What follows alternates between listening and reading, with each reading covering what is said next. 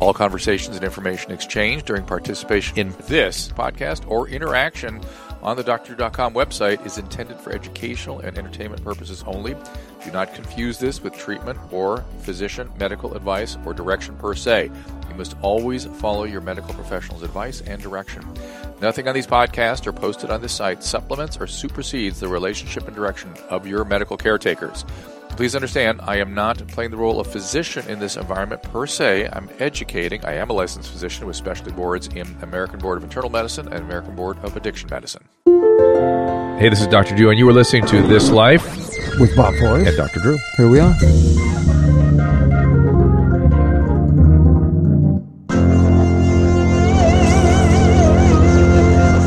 Not today, however. Today, Bob Forrest is being replaced by the great Simone Bienne. Thank you for sitting in. Thank you very much. Thank you for being here, Simone. Simone, put your mic a little closer to your mouth. Simone, talk to us about your stuff before we go to our special guest, our other special guest. Where can people find you? What are you working on these days? So I'm very excited. I've been hiding for about 2 years. I'm aware of that. And, you had a little encephalitis in the middle there somewhere. Yeah, literally, exactly. Literally. A nice big seizure, and but I've been hiding, and I've been working on a new brand where I've gone beyond just traditional sex therapy, and I've been training and studying very hard NLP and hypnosis, and became an NLP trainer, which basically means sort of really working with people's unconscious minds and then just helping them be the best that they can be. And whether somebody is super successful, because I think in the West there's so much emphasis on success, and I think we've forgotten or haven't necessarily been taught how to be happy. And well, I think we're even confused about what we mean when we say happy now. Yes. In this country. But and more than anything, I feel that the greatest liability of that, or the casualty of that, has been our interpersonal impoverishment. Yes. Yeah. And that's going to get worse. And now we're seeing also that in companies and corporates. And so there is a big drive where, Drew, you and I are going to go around Google is first, or certainly on the list, but we are going to go around, because what's very, very interesting is in if we look at the workplace, where we can have an opportunity to influence a lot of people, happy people make money. Shocking. Happy people. When employees have workers who, people who work for them who feel appreciated, that is a bigger motivator than any pay increase. And that is what is absolutely stunning. And there are two research papers that I could cite which shows that. But actually, CEOs talk about the fact that they don't know how to do that. So that's why there's going to be a new revolution on how to be happy. And Simone's going to lead it. Amen. Before we get to that revolution, though, I want to welcome to the program Dr. Jonathan Stea, clinical psychologist at University of Calgary, specializes in addictive psychiatry, concurrent, co-occurring, and addictive psychiatric disorders. He recently wrote an article published in Scientific American called "Is Cannabis Good or Bad for Mental Health? The Evidence Says It Can Go Either Way." Dr. Stea, welcome to the program. Thanks very much, Dr. Drew. I appreciate the invitation. What I like about the legalization of cannabis is we can finally start to have rational conversations about it. Before, because of the sort of ludicrousy or inconsistency in our laws, you'd start to have a scientific or clinical conversation, and people would just get enraged and just couldn't even hear what you tried to say. We've gotten over that now. Now we can begin to talk about this chemical. And let me just frame the good or bad thing for a second.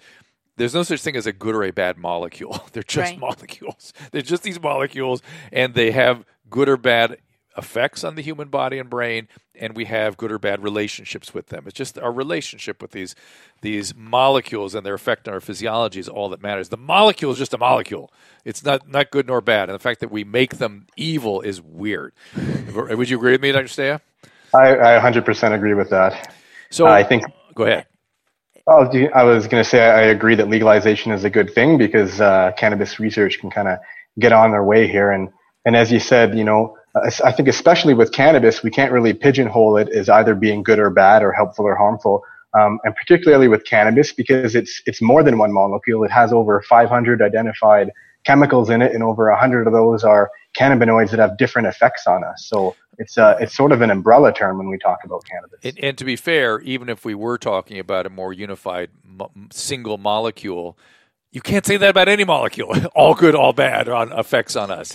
Totally agree. Cancer chemotherapeutics, not something you want to expose yourself to, but if you need it to kill cancer, good molecule. OxyContin, Opana, if you're an opiate addict, bad molecule. If you have pancreatic cancer, good molecule. It depends on the context. So let's get at it. Give us the sort of zeitgeist on the article. What are the basic beats? Well, I've in the last several months or so, I tried to undertake my own form of knowledge translation. There's a lot of misperception out there in popular media about cannabis, and so I published a series of opinion articles. One was about trying to dispel the false narrative that a cannabis addiction doesn't exist. And then this one sort of piggybacked on that one, talking about trying to highlight the complex relationship between cannabis and psychiatric disorders, because there's a lot of misinformation out there in terms of people touting cannabis as sort of a panacea for all ailments, but particularly psychiatric disorders like depressive disorders and anxiety and psychosis. And so I just wanted to put out a piece that kind of highlights the gap between the hype and the evidence-based research that supports the hype. Let's start with the addiction thing, because I've treated literally thousands of cannabis addicts, and usually they come in, by the time they come to treatment, they're usually polyaddicted. It's usually alcohol, stimulant, and cannabis. But the drug that they have the most difficulty stopping is the cannabis. Why is that? Because they love it. And if you're going to be an addict, if that syndrome develops in you, it develops because you have this very powerful, literally romantic love. It's an activation of some of the nurturing molecules in the brain, or an upregulation of these areas. So people feel they'll describe what heroin addicts describe, like being wrapped in a warm blanket, mom, nurturing, all these things. And it always happens exactly the same way in my experience. Almost nobody gets high on cannabis the first time they use it. It needs some sort of priming. Typically, third to fifth exposure, with almost always the third exposure, then they'll get super high. And when they have that high, they remember that moment. They'll just say, "Oh my God, this is the greatest thing I've ever experienced." Wow. Well, Simone, if you've just experienced the greatest thing of your life, what are you going to wake up thinking about doing the next morning? Yeah, absolutely. And that's how it goes. Boom, that's it. And having seen that many, many, many hundreds of times, and by the same token, there are plenty of other people that get addicted to other things that have no sort of attraction to cannabis. They don't like it. So there's something different in the people that are genetically prone to this, right? Yep, absolutely. Cannabis addiction has similarities and differences to other kinds of addiction, and it's a bit of an odd thing that people would say that a cannabis addiction doesn't exist. But I think when people say that, they tend to try to compare it to something like a heroin addiction or an alcohol addiction, and sometimes they could look a bit differently. And it's different, yeah. It's different. That's not to negate from the actual construct of a cannabis addiction. And there's some research that has come out that's shown about that cannabis, and particularly THC, might have less addictive potential compared to some other drugs like alcohol and heroin and cocaine. For sure. But when you look at the absolute prevalence rates, cannabis addiction accounts for the highest among all illicit substances. Oh, that's interesting. Cannabis addiction. I wasn't aware of that. The other thing about cannabis addiction, it is something that occasionally people can put down. So they can stop doing it. And then people will point at they'll go, well, it's just psychologically addictive. There's no such things. What does that mean? Nothing. Right. Things are either addictive or they are not. And if they are not, we understand a particular biology has been activated. And it has psychological features. Right. But to my mind, there's no such thing as psychological addiction. It's you either have the biology of addiction, your reward system, your medial forebrain bundle is overtaken in the shell of the nucleus accumbens, some genetic mechanisms are activated, and that's it. Or you can stop. And if you can stop, you don't need to see me or Dr. Stea. Well, Dr. Drew, go ahead. Well, no, I want to hear what you have to say. Go ahead. Finish. Go ahead. I was just going to say I'm on board with you 100% on that.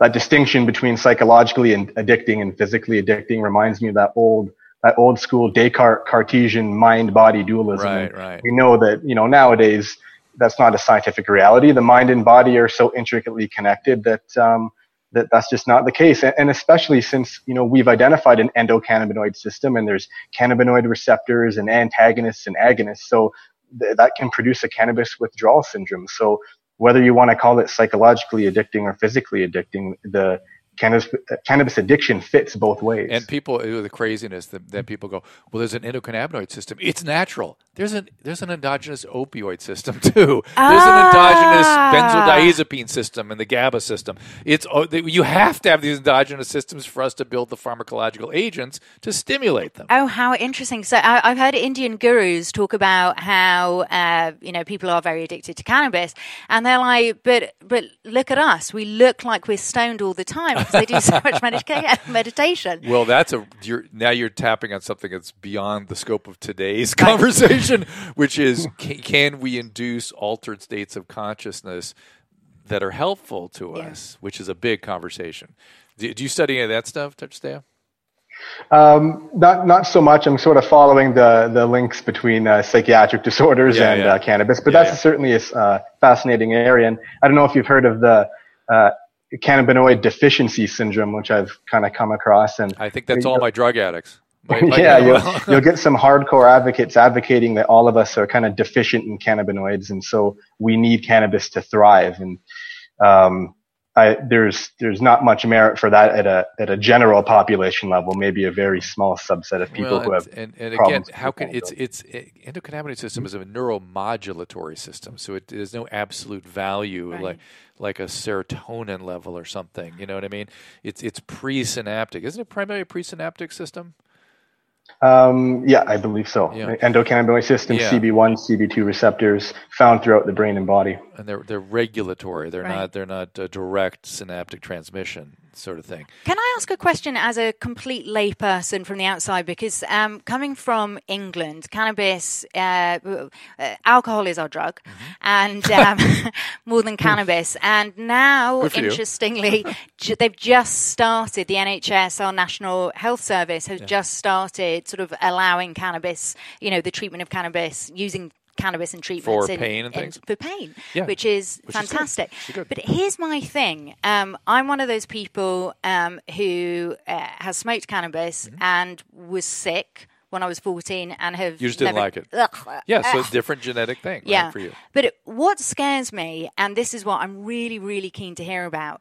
When you have somebody who is, for example, under 25, with the cannabis that is available today, people who said... Being so powerful. It's like 3 times or whatever, you'll both know. Yeah. But let's get into it. How can that not be dangerous? Let's get into it. Well, it can and it can't. Right. So let's talk about the issue of a developing brain and the overlap with co-occurring disorders. Go have at it. Well, I think you're speaking to the potency of cannabis products kind of increasing over time too, and certainly that's a risk. I mean, overall, cannabis is relatively safe if people follow low risk using guidelines. So things like not using those high potency THC products. But nowadays, when we're talking about smoking cannabis, people are extracting very high potent THC products and making things like shatter, and then they'll dab them. And the problem with that is that it's very hard to titrate someone's dose. So that can induce a very overdose is the wrong word for it. I would say a kind of over intoxication where people can have very acute episodes of very intense anxiety and panic and even psychosis. And so that's not a good idea. And in terms of the developing brain, I think not too much is known about that, but it doesn't sound like a good idea when the brain is still developing among adolescents. Well, we have all that data. I mean, I've seen all that neuroanatomical data that suggests that there can be some actual structural changes both in adults and adolescents, but in the adults, the what you see structurally repairs, goes back to normal, but in adolescents it can be permanent. That's the prevailing wisdom anyway. Is that true, or is that now been shot down? I think there's so much conflicting evidence in the literature. For every finding that I read about, there's a conflicting finding. Yeah. So it's really hard to interpret, and I think that's why this stuff is so important to talk about. And what about the most complicated thing for me? And again, I am not anti-cannabis. I'm not anti-cannabis legalization. I'm just a realist and I'm a clinician, and I worry about every chemical in our relationship with it, right? And there's good relationships and bad relationships, and there's people that are for whom it's not a good thing, or for whom it doesn't matter, or for whom it is a good thing. But the issue of precipitation of psychotic illness, that's another area of confusing, conflicting data. How do you make sense of that? Yeah, that's certainly a fascinating area. I mean, we have evidence that acutely, so in the short term, THC can produce psychotic features, and synthetic THC can also produce a kind of psychosis in people. And we know that in the long term, it does seem to be the case that THC increases the probability for developing a psychotic disorder among people who are already vulnerable. So they already have a genetic predisposition, or they have prodromal symptoms of psychosis. That risk, though, is small, but it increases with frequency of use and with those high THC potent products. Very, very interesting new stuff, though, is the research with CBD. Yeah. Because there's research that shows that CBD has antipsychotic effects, and there's actually been some human trials to show this, that they're comparing it as to antipsychotic medications. Interesting. Or you wonder if maybe it would reduce the risk of developing into a full psychotic illness. Wouldn't that be great? Yeah. So other than a prodrome, so we got to define things for people. But psychosis, we mean being disconnected from reality. It's a thought disorder. You get delusional, paranoid, irritable, hallucinations, that kind of thing. And in terms other than pre or prodromal psychotic symptoms, how do they know somebody's at risk? I mean, what was that? That study seems a little vague to me. Well, it's hard to know. Yeah, so to determine a genetic predisposition, it's hard to know. Probably the best indicator is to look at a family history. If people have family history of people in their families with psychotic disorders, it's probably not a good idea to experiment with it. But other than that, psychosis typically has an onset around late adolescence, young adulthood. So if symptoms start to emerge around that point, and if you're using cannabis and you start to feel really, really super paranoid, you're hearing auditory hallucinations, those sorts of things, it's probably not a good idea to use it if you're those folks. So that's what the first day our producer has. Susan has. That would be me. So you're that's why we were smiling. That's why I don't smoke pot. Susan's pre-psychotic. I'm sure there's people. There were psychotic people in my family. So now I, on the other hand, got panic attacks. Yeah, me too. But Susan actually had a panic attack from post CBD exposure, but I've gotten panic attacks. Yeah, I took one CBD and had panic attack, and that was it. The next morning. So actual CBD rather than THC. Right, CBD. THC was even worse. I got paranoid and delusional. Wow. And delusional. What did you think? I don't know. I was only 18. I can't remember exactly what happened, but I remember not liking it at all. And I had panic. Huh. But I took a CBD just to test it out before I went to sleep, and I woke up the next day and I felt like I was having menopause all over again. I was having anxiety attacks. I couldn't focus. I couldn't organize my thoughts the next day. I was like, this is not working. Dr. Stea is smiling. Is he? I just wanted to make not for that pain that you're going through. It is funny, to be fair. No, I don't need it. I sleep great. I don't need it. It might help my joints. We got you. I don't need to feel like that. Okay, Dr. Stea. Yeah. I just wanted to make a brief point about CBD because it's, it is still largely unregulated, and it's really about a buyer beware approach, because there's been studies that have actually tested the online samples of CBD products that you buy, and many of those products don't have things more than CBD in them. So some have found THC in them, some have found synthetic THC, and some have even found DXM, which is sort of a chemical in cough syrup that kind of gets you high. Oh, dextromethorphan. Yeah. Yes. I know that one. Done. I got an email about somebody who's addicted to it. You can read that one later. All right. But let's go back to the mood and anxiety relationship with cannabis. What is your findings there? Sure. The literature is very interesting with both mood and anxiety. With mood, we know that the endocannabinoid system is involved in mood regulation, and the reason that we know that is when we give people what's called CB1 antagonists, it can produce a kind of depressive symptoms, and we know that CBD can increase serotonin-related activity. So that's very exciting because it means that there's a possibility to develop cannabis-based medicines for depression. But, and it's a big but, the research that we do have shows that the body of research shows that cannabis actually can lead to the development and worsening of depressive symptoms in people. So it's a hard thing to get our minds around because it suggests that we can develop cannabis-based medicines for depression, but it also cautions against people self-medicating for depression with cannabis because the evidence shows that it makes it worse. Gosh. I get that. Yeah. That's what the millennials are having problems with. That's exactly right. It's so complex. It's a very complicated molecule or series of molecules. But the what I was going to I was going to bring up that for a while there was a lot of active research on CB2 receptor antagonism. If you remember, this was going to be a treatment for obesity. Remember this? Were you around Stea when that was all going on? I know less about that. I'm curious to hear about it. Okay, so it was a big thing. I forget the name of the molecule or the drug. It started with an I. An R. It started with a name like Ramonabant. Ramonabant. Everybody got depressed. That's why they abandoned it. It worked as an appetite suppressant. So when you stimulate CB2 receptor, you get hungry, and you get hungry for yummy things. But the part of the yummy is part of that nurturing activation, that nurturing thing. And so if you block those nurturing receptors, people don't feel so good. It's the anti-nurturing feeling associated with depression, right? And so these Ramonabant patients would all get these very protein weird depressions, and to the point that it just got no good. It just got abandoned entirely. Yeah. No efficacy for it for being helpful in any way, really. Well, I got to tell you, I saw a lot of appetite suppression, but it was the same kind of appetite suppression you'd see from depression. So you just make everybody depressed. What we're saying. So it was just not a good combination. So go ahead. I was going to say, and I find the relationship with cannabis and anxiety to be even more interesting. Yeah, go ahead. Because we know that, so the two big chemicals in cannabis that we talk about are THC and CBD.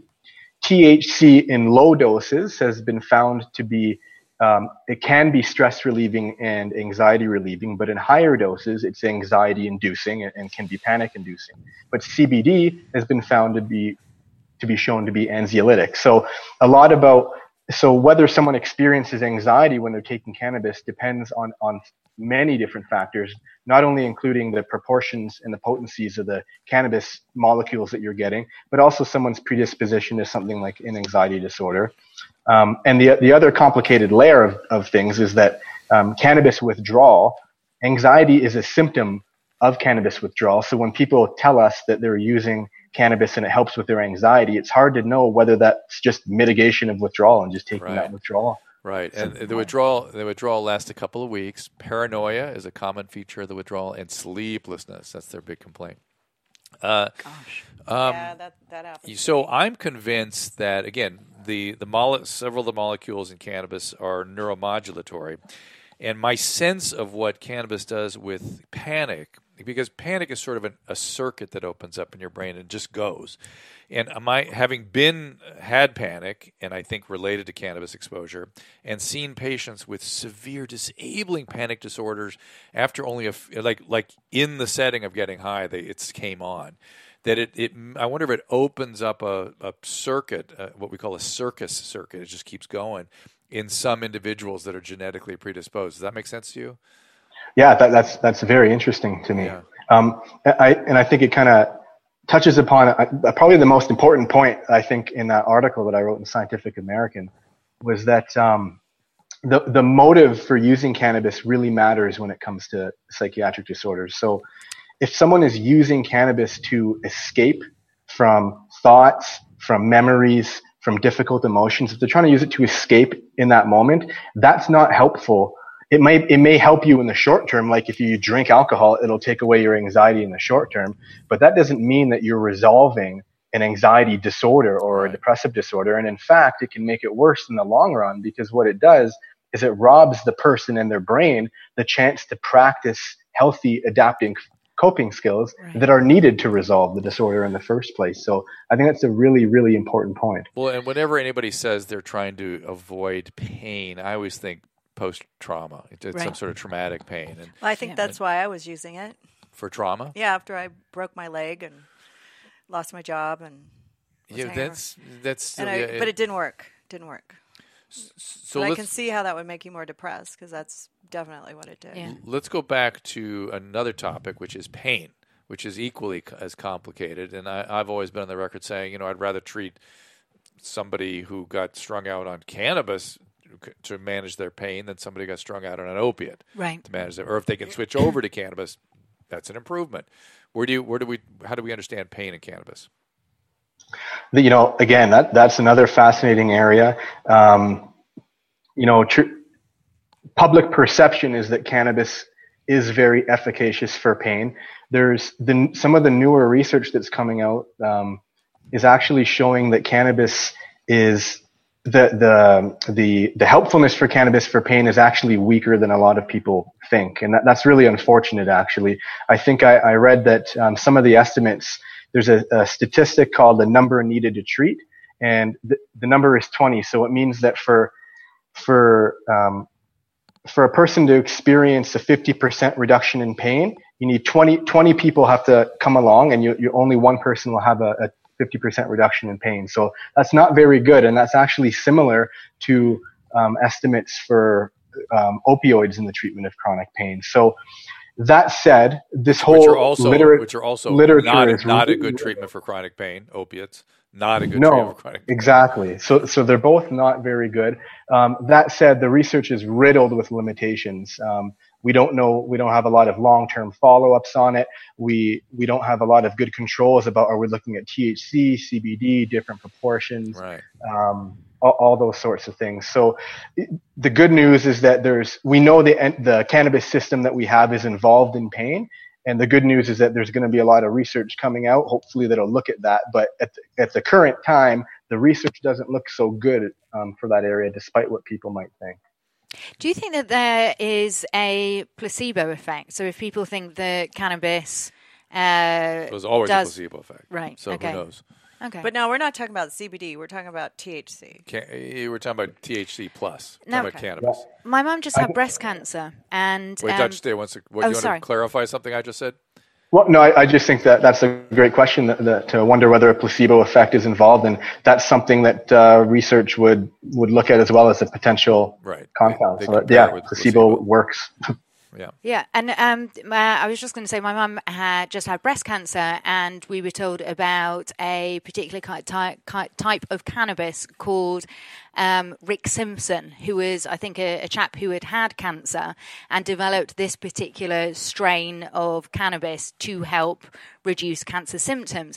And what was really, really interesting was that her tumor, and it was big, you could see it through her breast, her tumor shrank significantly. And a friend of mine, her mother had stage 4 ovarian cancer, also took this particular cannabis and is now in remission and healthy. Well, see, this is it. Right. Yeah. So. Yes, exactly. So it's so complex. Radiotherapy and chemotherapy. Yes, that's what causes remission. You can't say it did anything. Because we know those things can cause remission. We have no idea this other thing could. So. Well, no, I think before she started her chemotherapy, because she had to have the operation first, and she was having very gentle chemotherapy. Well, maybe it reduces some of the inflammation around the tumor. Oh, I see. That would make sense. Because it does have. Let's talk about anti-inflammatory effects, and then we'll wrap it up, Dr. Stea. Yeah, we know that CBD particularly CBD can have anti-inflammatory effects. Certainly cannabis, again, that's another one of the areas in popular media where it's touted as a treatment for cancer and as a panacea for all ailments. I'm less familiar with that literature, other than to say I know that there's some preclinical or animal studies that do look at it as in terms of cancer remission. But that stuff is very, very new area of research. And, again, I think the research is warranted in an area, but at the same time, we don't want to get people's hopes up. Right. Okay, Dr. Stea, we can follow you at Jonathan Stea, STA.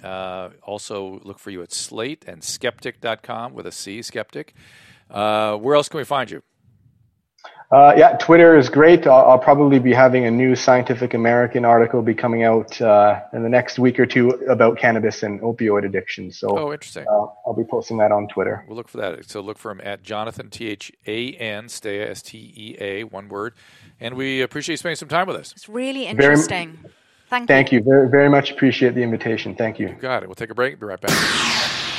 Well, CBDs are everywhere, right? Everyone's talking about them, and it's a topic that I get asked about all the time. Bottom line on CBD, although there are way more claims made about them, the clinical evidence right now, it's not all that clear, but many people are using it and reporting great results, and they are very encouraging.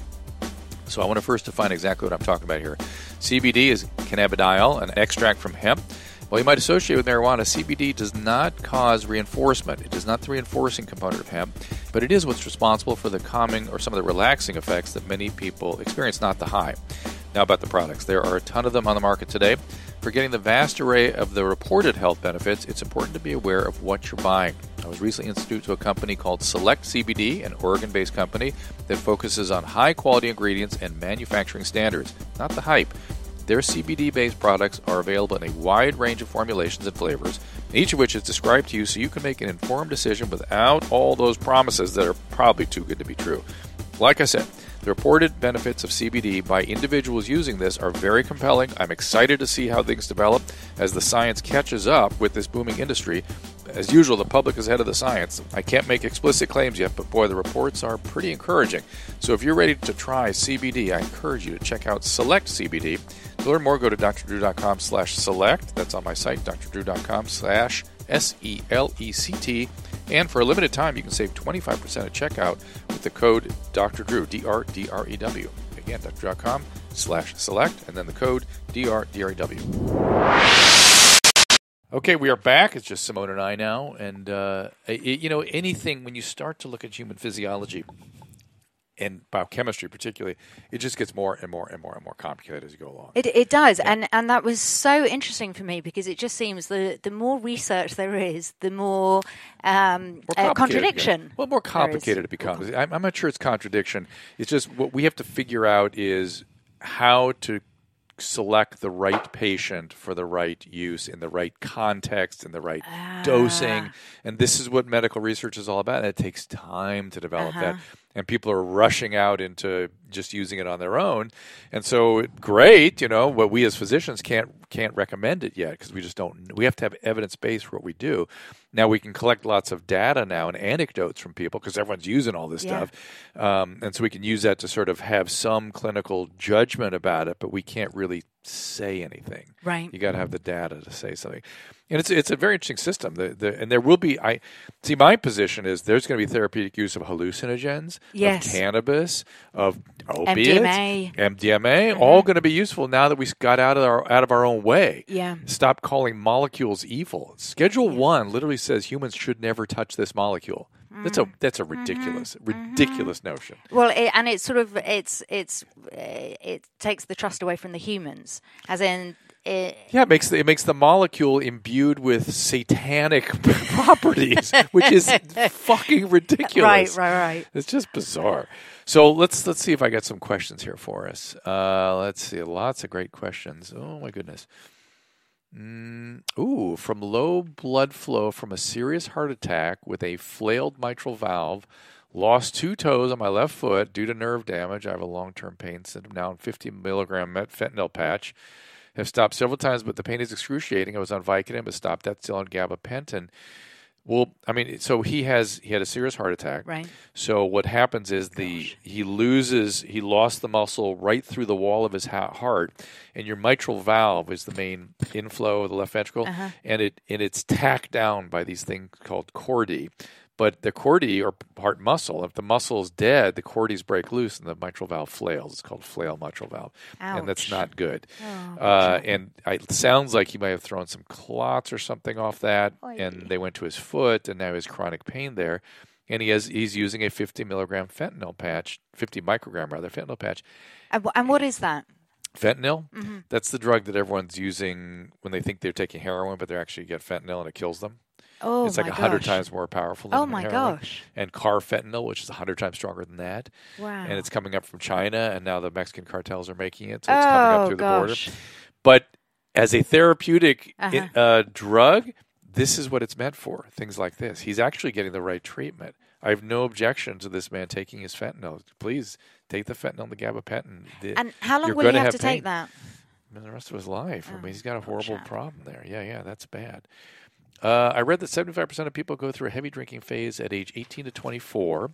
I have blacked out more times than I can count, urinated on people's belongings, woken up in strange places, but I haven't since age 24. Since then, just copious weed abuse. Am I an alcoholic or just a pothead? See, I don't see those two things as distinct. You're either an addict or you're not, and what your drug of choice is sort of the manifestation of your addiction. That's all. Would you put sugar in there? You know, when you talk about addicts, would you put... Yeah, I mean, sugar fits all the sort of criteria. I get a little nervous about calling, carbohydrate and sugars. I mean, I have a sugar and a carbohydrate withdrawal when I stop taking it. I get irritable, desperate. I get all the heroin withdrawal symptoms, but they're pretty mild. And the consequences don't necessarily mount with time. Right. I don't know. It's a hard thing. It has addictive properties. If it helps somebody to look at it as an addiction, so fine. Right. Okay. So there's been OA forever. So there is 12-step for eating compulsions. But back to this, guys. I know about 75% going through heavy drinking, but even binge drinking, you should not be blacking out more times than you can count. You should not be getting up and urinating on people's belongings. That is alcoholism full on. And now you've transitioned over to some other chemical. And a better one, so there we go. Okay, Drew, something that you say about the word alcoholic, and you say that in some ways, certainly for people who are sober, it sort of carries a badge. It's something positive for them. They identify positively with it. When I was listening to that nice listener of yours, it seems to me pothead seems such a gentle, nice thing. Oh, he's a pothead. Yeah. And the images I have with that is just somebody very gentle and relaxed. And then you think of an alcoholic and it's like, scary. Now, this could be my own, projection and sort of, how I've been interpreting information. I think here, alcoholic is such a widely used term that there's a low threshold to call somebody an alcoholic, and they don't feel it so pejoratively. Pothead implies lazy and all kinds of other pejoratives. Right. I would argue the pothead sounds a little worse. How interesting. Yeah. Oh my gosh, that's fascinating. Yeah, for me, I'm completely the opposite. Yeah, I think, he's a pothead. And so I am not. I don't know. I am not that much on nomenclature around addiction. I think we make way too much of it. In an attempt to reduce stigma, we make stigma worse by worrying about the words we attach to it. It's like, look, every ex-addict I know calls himself or herself a junkie. Everyone, and they wear the junkie moniker. Bob's a junkie, but we talk about his junkie. He still has junkie behaviors, and we laugh about it. It's not a pejorative. Right. And just because somebody called him a junkie had nothing to do with coming to recovery or not. Had nothing to do with it. Right. Believe me, it's not keeping people out of the program. And I've heard you say actually about alcoholics, and this was very interesting when I was actually talking about some people in my life, and you went, alcoholics, they are just my favorite people. They are so rich, so creative, so intelligent. There's so much great stuff that comes with that. And that's so nice to hear. Yeah, the genetics of alcoholism is a extremely rich genetic field of people of intelligence and creativity and survivor. They're survivors better than anybody. I mean, I believe it's a survivor gene, because when a population is highly stressed, particularly genocidal stress, alcoholic gene emerges. They're the ones that survive. And particularly look what England did to Scotland for several hundred years. Oh, did you have to? And when they left it, when it was all done, all alcoholics up there. Yeah. The same thing with Ireland. Same thing. North American Indians. Same thing. Certain parts of Central Europe. Same thing. That is fascinating. Have you written about that? It's sort of kind of obvious. I mean, if it's an isolated population, generational assaults, military genocidal assaults, there it is. Alcoholism emerges. And Russia's again the western part of Russia, really, especially right, which is where all the wars kept going back and forth. Yeah. and the people. That is so interesting. Please write about that. That is absolutely fascinating. Yeah. So, what I would used to do when I first recognized that, I was watching the movie Braveheart, and they portrayed that. Right. And I thought, oh, yeah, that's right. And so I went back I would give lectures to my patients every week. And I started every week going, now, if a bomb went off in the parking lot, what would you guys do? 85% of them, without exception, I'd run towards it. I'd run to go see what's going on. I'm like, I mean, as a non-alcoholic, is that your impulse? No, you'd run the other way. Yes. And then I would say, well, how about if a bunch of Huns came over the hill with spears? What are you going to do? I'd grab something and go at them, most of them. And so evidently, my theory would be that in that kind of a situation, you're more likely to survive when you fight than if you run and get a spear in your back. Right? Yes. I guess. I mean, that's something about that. And they make great shortstops and great extreme athletes, and they're times so fascinating. Time slows down for them. Their anxiety goes away in extreme situations where the rest of us feel uncomfortable. They feel most comfortable. Right. This, do you know what?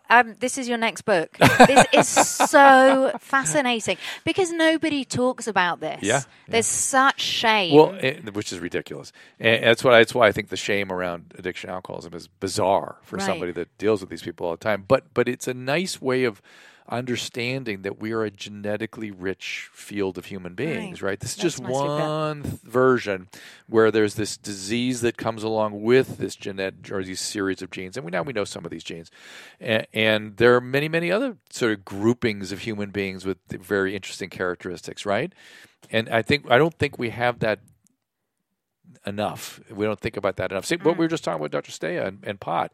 Some people hate it. Some people love it. Yes. Different genetic groupings. You hated it. I got panic attacks. Different genetics. Yes. It's really interesting. Now, the really interesting stuff is if we one day are able to go, oh, yes, you have these sort of characteristic 17 genes, and here's how your mind works differently than somebody else. Wouldn't that be fascinating? And do you think, though, that how far away are we from doing research on years. that? Well, we're doing research on it all the time, but really we don't even understand yet the relationship between how our brain works and how our mind works, right? Oh, yes. Let alone, I heard a neuroscientist talk, I think it was, I can't remember, some lecture I was listening to, and they said maybe in 2 generations, if we continue with doing the speed that we are of neuroscience, maybe in 2 generations, he said it's not going to be in my lifetime. Right. And then he said, and it will be the tiniest tip of the iceberg. And I find that so fascinating. I love it. And I will tell you, I've seen it change. You know, I got involved in neuroscience when I was an undergraduate, and I've seen it come on a lot across my career. But I'll tell you, there's one place they're missing, and that is the neuroscientists don't think enough about intersubjective neurobiology. It's out there. Some people think about it. They don't think about it enough because I think it's the ability to see ourselves from the point of view of another human being that gives us a sense of self and consciousness. So it's a co-created thing, and brains together react in very interesting ways. Very interesting ways. And it's fascinating. There was a Harvard study on happiness, and it was talking exactly about this. People were thinking, oh, again, was it success? Was it finances, wealth, abundance, and all this stuff? And no, it was relationships. Yeah, always. connection. Always. And just to your point earlier about how this is the area that we struggle in most.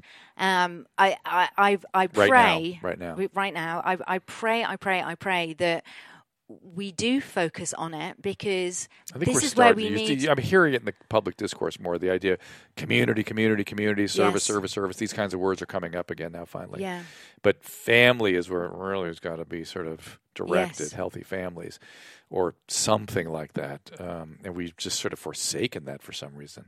Yeah, it's yes. Well, and that's a whole other. And then also all of our craziness comes out in our interpersonal lives too. Yes, exactly. All our lovely projections, unconscious projections. Or whatever it is, it all shows up there. Yeah. All of our stuff just comes pouring out. Yes. So I don't know what you're talking about. That's why I used to like to do Love Line so much, because it would just be like, oh my God, you can just see right into people's psychopathology just based on their patterning and behaviors, relationships. And their fear. their fear, their longing to be loved and cared for. And I remember a call we took where somebody was talking about, we talk about love, and he said, I just didn't have that in my family. So he had no reference point. So how do you do love? How do you develop it if you've never had it? Yeah. Whatever it is, whatever that. Yeah. Fill in the blank for any emotional sort of interpersonal experience. Yeah. And this is actually the area that I work in, which is,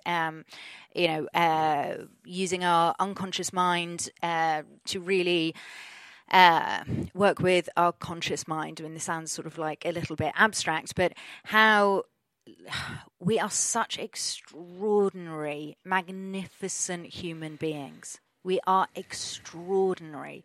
And when we know, just like you were saying, how to lead with the heart as well as the head, because my big thing is that I think there is such a focus on the intellect and the cognitive. The intellect and the cognitive, which is a tiny piece of what's going on. And you mentioned the heart. You have a giant brain that sits here. We have a couple of parasympathetic nets in here that are just these peripheral brains in our body. So, yes, our body is the source of our feelings. Our feelings get processed as emotions, and that tends to direct our thoughts. Yes. And we're not even aware of it. And so that whole piece of what's going on in our body and our emotions, we again don't pay enough attention to. Now, let me throw something out there that I'm going to mention an Indian guru. So he was saying, and here's somebody I really, really like, someone called Sri Sri Ravi Shankar. He was talking about that actually our body Does he play the sitar? No, but there is, yeah, exactly. He's a genius as well. But our bodies are in our minds. Of course. Oh. Our parasympathetic nervous, our body is embedded through the parasympathetic nervous system and the sensory system in our midbrain. Well, he says our minds are outside of our bodies. Our minds are outside of our bodies. So bodies. you have our brain, but our minds are outside. They're certainly out here in the interpersonal, yeah. Yeah. So, and it's like, I'm sure listeners, when somebody comes either too close to you or you want somebody to be closer. Closer. Yeah. That is, we can feel it, not necessarily when they're touching, our skin. And that again blows my mind. But I did if you go to the Dr. Drew podcast, I have a series of pods on the emotionally focused therapies where I was the subject of that, and I've done it with other people, and we had some therapists in there, and we all talked about how we would experience thoughts, music, smells, bodily-based experiences that weren't ours, that were communicated by the patients. We knew they weren't ours because we've never experienced them before, but we listened to them, reflect them back to the patient, and they have deep meaning to the patient. Yeah, and then that stuff is trippy and magical. Magical, and it's where a lot of richness exists. Absolutely. But end it right there. Yes, producer. Yes, they're giving us the wrap-up sign. So, Simone, as always, thank you for being here. So lovely to be here. Yes, thank you. Don't go so long without doing a pod with us, and we'll see you all next time. Oh, say again once more where we can find you, Simone. Well, you can email me with any questions, info@SimoneBienne.com. I've got a new website launching in April, and you can find me on Twitter @Simone Bienne and @Simone Bienne on Instagram as well. I'm still off them. I'm still off social media. I'm making a big comeback. Well, it was actually, and this is another story which I won't go into, but let's just say I needed to concentrate on the project I was working on. Yeah. But come April, it's the big party. Find her again, social media. All right. Thank you so much, guys. We'll see you next time. All right, that's about it for this episode of This Life. Thanks for listening and subscribing on your favorite platforms. Rate us 5 stars and tell a friend. Also, be sure to visit drdrew.com for the latest news. We'll tell you where you can find all of our health-related content, including the latest in-depth series, The History of Opium. You can now listen to it on the Weekly Infusion podcast. We have some great and very interesting and appropriate interviews with key historical players in the history of opium.